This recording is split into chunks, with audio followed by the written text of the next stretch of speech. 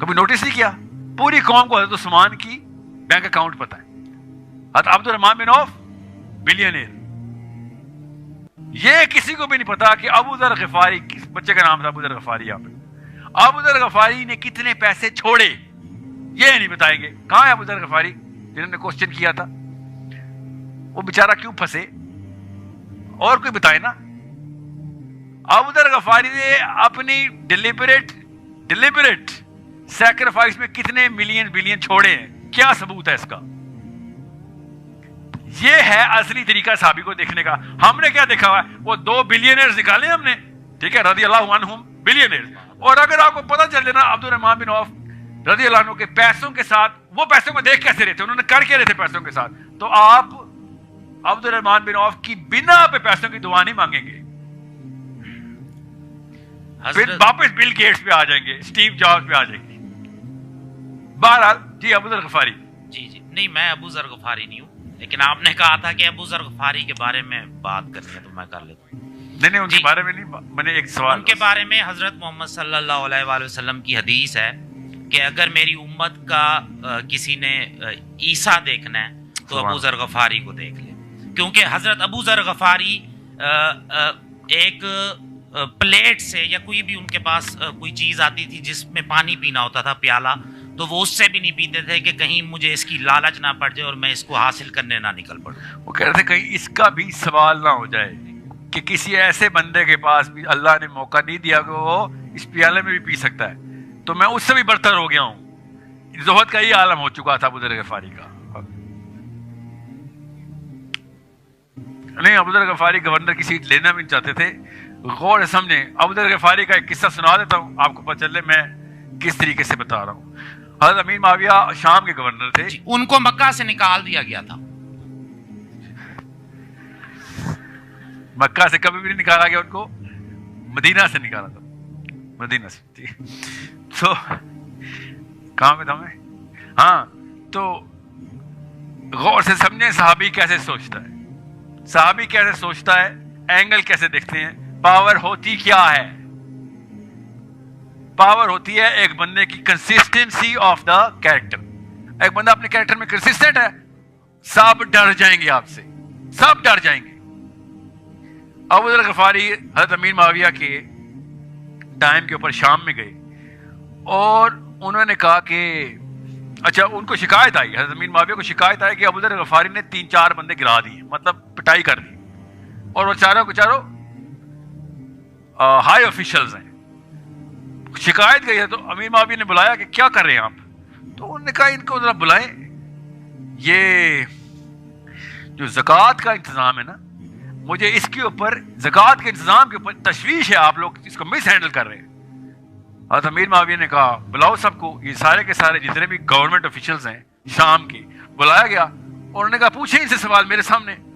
حضرت ابو ذر غفاری نے پوچھا پوچھیں ان سے انہوں نے کتنی زکوٰۃ دی ہوئی ہے. سب نے اپنے اپنے لیجرز نکال دیے، لیجرز سارے، کہ یہ ہمارے لیجر دیکھ لیں اتنی زکوٰۃ دی ہوئی ہے. تو ابو ذر غفاری نے گریبان پکڑ لیا ہے گورنمنٹ آفیشل کا، literally he was a big man, very big man. اور گریبان پکڑ کے حضرت امیر معاویہ سے پوچھا کہ مجھے خالی یہ بات بتاؤ کہ تمہارے گورنمنٹ آفیشلز کے پاس زکوٰۃ دینے کے پیسے کہاں سے آ رہے ہیں؟ زکوٰۃ پتہ نا کس پیسے پہ دی جاتی ہے؟ یہ کون سا اسلام آ گیا ہے شام میں کہ گورنروں کے پاس زکوٰۃ دینے کے پیسے ٹھہر گئے ہیں؟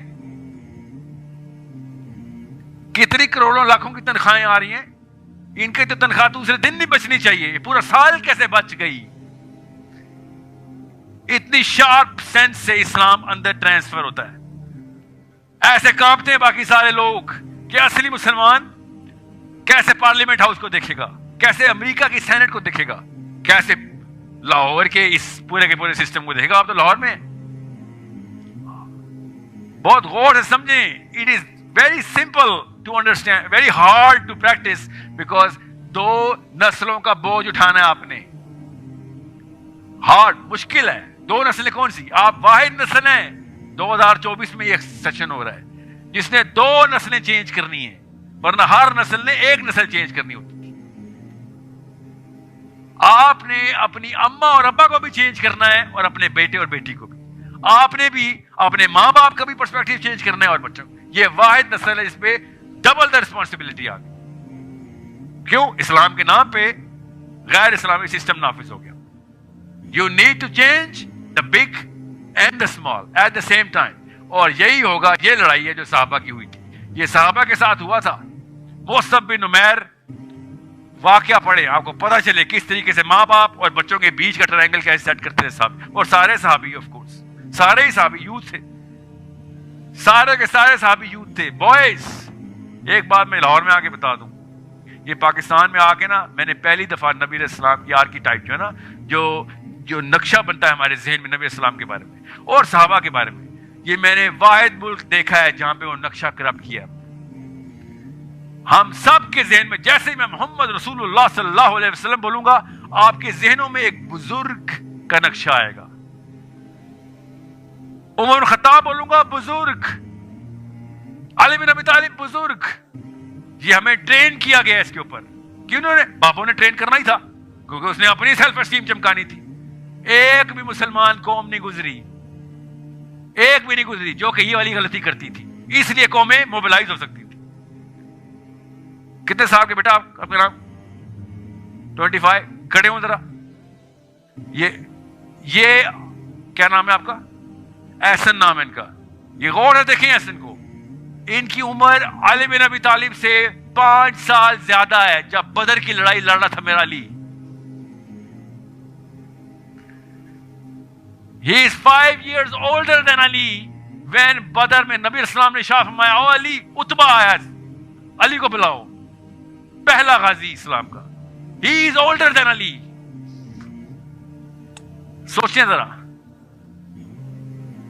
all of Islam was run by youth।